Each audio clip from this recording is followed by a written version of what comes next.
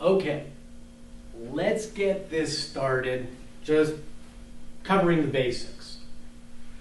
There are three major types of employees that can be exempt. Now, understand this is not an all-inclusive list. What I'm quoting from now is the Fair Labor Standards Act. We all commonly refer to it as FLSA. That's the federal law. Most states have their own laws that also apply to this, but for the most part, they'll follow the federal scheme. Again, you've got to look to your own state to make sure that they have not carved out exceptions that would not necessarily be considered exempt if you just followed the FLSA approach. So again, always do both a federal and a state analysis when you're trying to determine if somebody qualifies as exempt. So the first thing I'm going to say is, yes, there are three categories.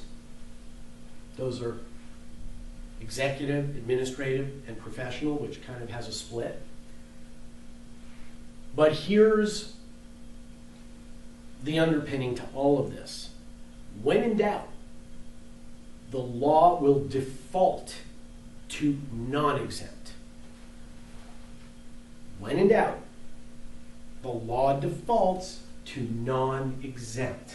It doesn't work the other way around. You can't use, so to speak, exempt as a weapon. You can't, it doesn't work that way. It's not, it only happens under limited circumstances. Otherwise, it's always going to default to non-exempt. The essence of being exempt or not is overtime pay. And of course, there are other issues, deductions, things like that. But it really focuses on whether somebody is entitled or not entitled to overtime. An exempt employee is not. They are exempt from being paid overtime. I know that for a lot of you that's very rudimentary, but let's start from the very basic and work our way up into the more complex, more subtle. Then we have, so we've got the three major categories, right? We have executive, administrative, professional.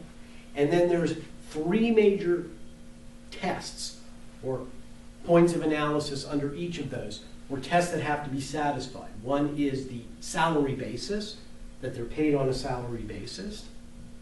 One is the duties.